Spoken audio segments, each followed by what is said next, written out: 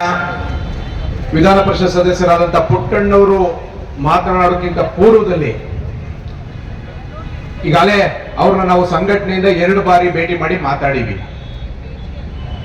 ಇವತ್ತು ನಾವು ಈ ಫ್ರೀಡಂ ಪಾರ್ಕ್ ಕಾಲೇಜಿನಲ್ಲಿ ವಿದ್ಯಾರ್ಥಿಗಳಿಗೆ ಬೋಧನೆ ಮಾಡದಂತಾನೆ ಬಂದು ಇಲ್ಲಿ ಕೂತ್ಕಕ್ಕೆ ನಾವು ಕಾರಣರಲ್ಲ, ಈ ಸರ್ಕಾರ ಯಾವ ರೀತಿ ಕಾರಣ ಆಗದೆ ಎನ್ನುವಂತ ವಿಚಾರ ಅವ್ರಿಗೆ ಈಗ ಆಲ್ರೆಡಿ ಹೇಳಿವ್ನೆ. ವಿಶೇಷವಾಗಿ ಇತ್ತೀಚಿನ ದಿನಗಳಲ್ಲಿ ಪ್ರಮುಖವಾಗಿ 13 ಬೇಡಿಕೆಗಳಲ್ಲಿ ಅವ್ರು ನಂತರದಲ್ಲಿ ಮಾತಾಡ್ತೀನಿ. 2 ಪ್ರಮುಖವಾದ ವಿಚಾರಗಳಿಗೆ ನಾವು ಇವತ್ತಿಲ್ಲಿ ಬಂದು ಕೂತೀವಿ.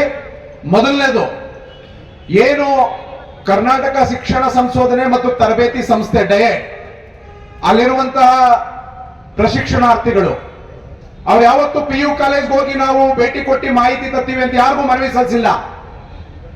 ಅವರು ಅವರ ವ್ಯಾಪ್ತಿಲಿ ಅವರ ವೃಂದದಲ್ಲಿ ಕೆಲಸ ಮಾಡ್ತಾವ್ರೆ. ನಾವು 1971-72 ಇಲಾಖೆ ಪ್ರಾರಂಭ ಆಗಿ ಇಡೀ ರಾಷ್ಟ್ರಕ್ಕೆ ಮಾದರಿಯಾಗಿರುವಂತಹ ಪದವಿ ಪೂರ್ವ ಶಿಕ್ಷಣ ಇಲಾಖೆಯಲ್ಲಿ ಸಾವಿರಾರು ಜನ ಹಿರಿಯ ಪ್ರಾಚಾರ್ಯರು, ಹಿರಿಯ ಉಪನ್ಯಾಸಕರು ಕರ್ತವ್ಯ ನಿರ್ವಹಣೆ ಮಾಡ್ತಾವ್ರೆ. ಇಲಾಖೆ ಬಹಳ ದೊಡ್ಡ ಮಟ್ಟದಲ್ಲಿ ಬೆಳೆದಿದೆ. ಗುಣಮಟ್ಟದ ಶಿಕ್ಷಣಕ್ಕೆ ಇಡೀ ರಾಷ್ಟ್ರದಲ್ಲಿ ಮನೆ ಮಾತಾಗದೆ. ನಾವು ಕೂಡ ನಮ್ಮ ಕೈಲಿ ಮಾಹಿತಿ ಕೊಡೋಕ್ಕಾಗಲ್ಲ, ದಯಮಾಡಿ ಎಕ್ಸ್ಪರ್ಟ್ ನ ಕಳಿಸಿ ಅಂತ ಹೇಳಿ ಮನವಿ ಕೊಟ್ಟಿಲ್ಲ. ಅವರು ಬರ್ತೀವಿ ಅಂತ ಹೇಳಿಲ್ಲ, ನಾವು ಕಳಿಸಿ ಅಂತ ಕೇಳಿಲ್ಲ. ಇದು ಸರ್ಕಾರವೇ ಸೃಷ್ಟಿ ಮಾಡಿರುವಂತಹ ಒಂದು ರೀತಿಯಾದಂತಹ ಪ್ರಮಾದ. ಇದಕ್ಕೆ ನಮ್ಮ ಸ್ಪಷ್ಟವಾದ ವಿರೋಧ ಇದೆ. ಅದೇ ರೀತಿಯಾಗಿ ಪದವಿ ಪೂರ್ವ ಶಿಕ್ಷಣ ಇಲಾಖೆಯಲ್ಲಿ ಕಾಲಕ್ಕೆ ವೃಂದ ಮತ್ತು ನೇಮಕಾತಿ ನಿಯಮಗಳಿವೆ. ಈಗ ಪ್ರಸ್ತುತ ಅಸ್ತಿತ್ವದಲ್ಲಿರುವಂತಹ ವೃಂದ ಮತ್ತು ನೇಮಕಾತಿ ನಿಯಮಗಳು 2014 ಜುಲೈ 26ನೇ ತಾರೀಕಲ್ಲಿ ಜಾರಿಗೆ ಬಂದವೆ. ಅಲ್ಲಿ ಪದವಿ ಪೂರ್ವ ಉಪನ್ಯಾಸಕರಿಗೆ 2/4/2008ಕ್ಕಿಂತ ಮೊದಲು ಸ್ನಾತಕೋತ್ತರ ಪದವಿ ಇತ್ತು. ಈಗ ಸ್ನಾತಕೋತ್ತರ ಪದವಿಯ ಜೊತೆಗೆ BEd ಅನ್ನುವಂತಹ ಒಂದು ವಿದ್ಯಾರ್ಥಿಯನ್ನ ಸೇರಿಸಿವಿ. ನಮ್ಮ ಕೆಲಸ ಏನು ಅಂತಂದ್ರೆ 11, 12 ಪ್ರಥಮ PUC ದ್ವಿತೀಯ PUCಗೆ ಬೋಧನೆ ಮಾಡುವಂಥದ್ದು. ಬಡ್ತಿ ಅವಕಾಶಗಳು ಪ್ರಾಚಾರ್ಯರಾಗಿ ಉಪನಿರ್ದೇಶಕರಾಗಲಿಕ್ಕೆ ಅವಕಾಶಗಳವೆ. ಇಂಥ ಉಪನ್ಯಾಸಕರ ಹುದ್ದೆ B ವೃಂದದ ಹುದ್ದೆ, B ಗ್ರೂಪ್ ಪೋಸ್ಟ್. ನೀವು ಹೇಳಿ ಕೇಳಿ ಯಾರ ಒಂದು ಶಿಫಾರಸು ಇಲ್ಲದಂತೆನೆ ಪದವಿ ಪೂರ್ವ ಶಿಕ್ಷಣ ಇಲಾಖೆ ಈ ಮಟ್ಟಕ್ಕೆ ಬರೋಕೆ 4 ಸಮಿತಿಗಳು ವರದಿ ಕೊಟ್ಟವೆ. ಸುರೇಂದ್ರನಾಥ್ ಸಮಿತಿ, ಅರಸು ಸಮಿತಿ, ಭರತ್ ಸಮಿತಿ.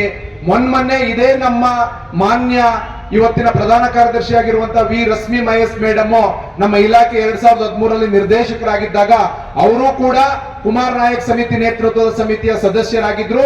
ಇವತ್ತು ಸನ್ಮಾನ್ಯ ಕುಮಾರ್ ನಾಯಕ್ ರವರು ರಾಯಚೂರು ಯಾದಗಿರಿ ಜಿಲ್ಲೆಯ ಗೌರವಾನ್ವಿತ ಲೋಕಸಭಾ ಸದಸ್ಯರವರೇ. ಅವರೇ ಕೊಟ್ಟಿರುವಂತಹ ವರದಿಯಲ್ಲಿ ಪದವಿ ಪೂರ್ವ ಶಿಕ್ಷಣ ಇಲಾಖೆಯಲ್ಲಿ ಹೆಚ್ಚಿನ ವಿದ್ಯಾರ್ಹತೆಯನ್ನು ಹೊಂದಿರುವ PhD, ಸ್ಲೇಟ್, ನೆಟ್ ಮತ್ತು ಅರ್ಹತೆ ಹೊಂದಿರುವಂತಹ ಉಪನ್ಯಾಸಕರಿಗೆ ವೃಂದದಲ್ಲಿ 5% ಪದವಿ ಕಾಲೇಜಿಗೆ ಪ್ರಮೋಷನ್ ಕೊಡಿ ಅಂತ ಹೇಳಿದ್ದಾರೆ ಹೊರತು ನೀವು ಪ್ರೌಢಶಾಲೆಗೆ ಪಾಠ ಮಾಡಿ ಅಂತ ಎಲ್ಲೂ ಹೇಳಿಲ್ಲ. ಇದೇ ರೀತಿ ನಮ್ಮ ಕೃಷ್ಣೇಗೌಡರು ಹೇಳಿದ್ರು, ನೀವು ಎಲ್ಲ IAS ಅಧಿಕಾರಿಗಳು, ನೀವೆಲ್ಲ Jack of all master of ನನ್. ಯಾಕೆ ಅಂತ ಹೇಳಿದ್ರೆ 2 ವರ್ಷಗಳ ಕಾಲ ನಮ್ಮ ಇಲಾಖೆಯಲ್ಲಿ ಇರ್ತೀರಿ. ನಮ್ಗೆ ನೀವು ಯಾವ ರೀತಿಯಾಗಿ ನಿಮ್ಮ IAS ಅಧಿಕಾರಿಯ ವೃಂದದ ಬಗ್ಗೆ, ಹುದ್ದೆಯ ಬಗ್ಗೆ ನಿಮ್ಮದೇ ಆದಂತಹ ಒಂದು ಪ್ರೆಸ್ಟೀಜಿಯಸ್ ಇದ್ದದೋ, ನಾನೊಬ್ಬ ಉಪನ್ಯಾಸಕ, ನನಗೆ ಪ್ರಮೋಷನ್ ಇಲ್ಲದೆ ಇರೋ ಪರವಾಗಿಲ್ಲ, ನಾನು ಉಪನ್ಯಾಸಕನಾಗ್ನೇ ನಿವೃತ್ತನಾಗ್ತೀನಿ ಹೊರತು ಯಾವುದೇ ಕಾರಣಕ್ಕೂ 9-10ಕ್ಕೆ ಪಾಠ ಮಾಡುವಂತ ಪ್ರಶ್ನೆ ಇಲ್ಲ. ಜಯವಾಗಲಿ, ಜಯವಾಗಲಿ. ಕರ್ನಾಟಕ ರಾಜ್ಯ ಪ್ರಾಥಮಿಕ ಪದವಿ ಪೂರ್ವ ಕಾಲೇಜುಗಳ ಉಪನ್ಯಾಸಕರ ಸಂಘದ ಹೋರಾಟಕ್ಕೆ ಇನ್ಕುಲಾಬ್, ಇನ್ಕುಲಾಬ್, ಜಿಂದಾಬಾದ್, ಜಿಂದಾಬಾದ್.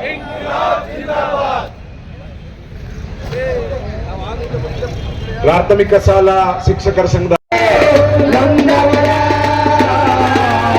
ಎದೆಯ ತಳೆದು ಅಡಿಯಾಗಿ ಅರಿಸಿ ಬನ್ನೀರ ಎದ್ದೇಳಿ ಜಾಗೃತರಾಗಿ ನಿಂದಿಸಿ ಒಂದಾಗಿ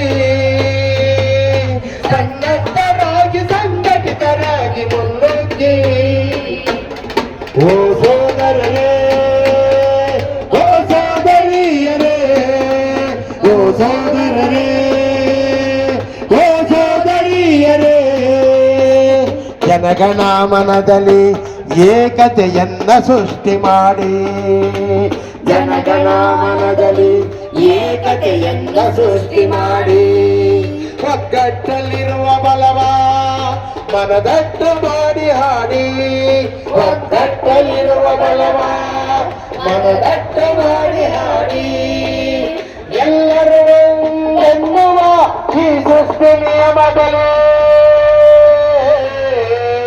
ಎಲ್ಲರೂ ಎನ್ನುವ ಈ ಸೃಷ್ಟಿ ನಿಯಮದಲ್ಲಿ, ಮೌಢ್ಯಗಳನ್ನು ಬಿಟ್ಟು ಬನ್ನಿ ಜೊತೆಗೂಡಿ, ಎದ್ದೇಳಿ ಜಾಗೃತರಾಗಿ ಚಿಂತಿಸಿ ಒಂದಾಗಿ, ಸನ್ನದ್ಧರಾಗಿ ಸಂಘಟಿತರಾಗಿ ಮುನ್ನುಗ್ಗಿ, ಓ ಸೋದರರೇ, ಓ ಸೋದರಿಯರೇ, ಓ ಸೋದರರೇ, ಓ ಸೋದರಿಯರೇ, ಓ ಸೋದರಿಯರೇ, ಪ್ರಬುದ್ಧರಾಗುವ ಜೊತೆಗೆ ಪ್ರಬುದ್ಧರಾದ ಗೆಳೆಗೆ, ಪ್ರಬುದ್ಧರಾಗುವ ಜೊತೆಗೆ ಪ್ರಬುದ್ಧರಾಗುವ ಗೆಳೆಗೆ, ಸರ್ವ ಜನರ ಏಳ್ಗೆಗೆ ಕೈ ಬೀಸಿ ಕಲಿಯುವ ಗಳಿಗೆ, ಎದ್ದೇಳಿ ಜಾಗೃತರಾಗಿ ಚಿಂತಿಸಿ ಒಂದಾಗಿ, ಸನ್ನದ್ಧರಾಗಿ ಸಂಘಟಿತರಾಗಿ ಮುನ್ನುಗ್ಗಿ, ಓ ಸೋದರರೇ, ಓ ಸೋದರಿಯರೇ, ಓ ಸೋದರರೇ, ಓ ಸೋದರಿಯರೇ, ಓ ಸೋದರಿಯರೇ, ಓ ಸೋದರಿಯರೇ.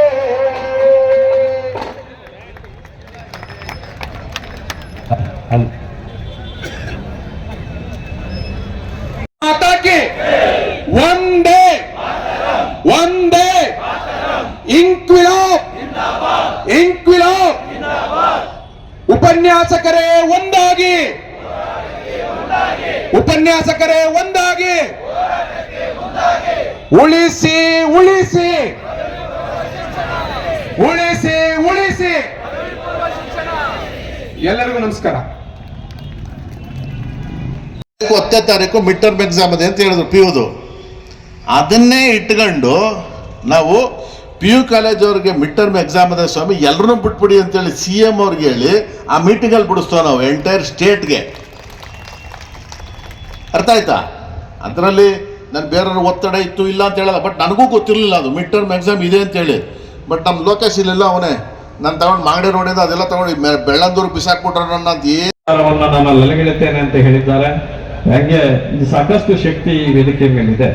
ಆದ್ದರಿಂದ ಇವತ್ತು ಈ ಸತ್ಯಾಗ್ರಹ ಕಾರ್ಯಕ್ರಮ ಏನು ಹಮ್ಮಿಕೊಂಡಿದ್ದೀವಿ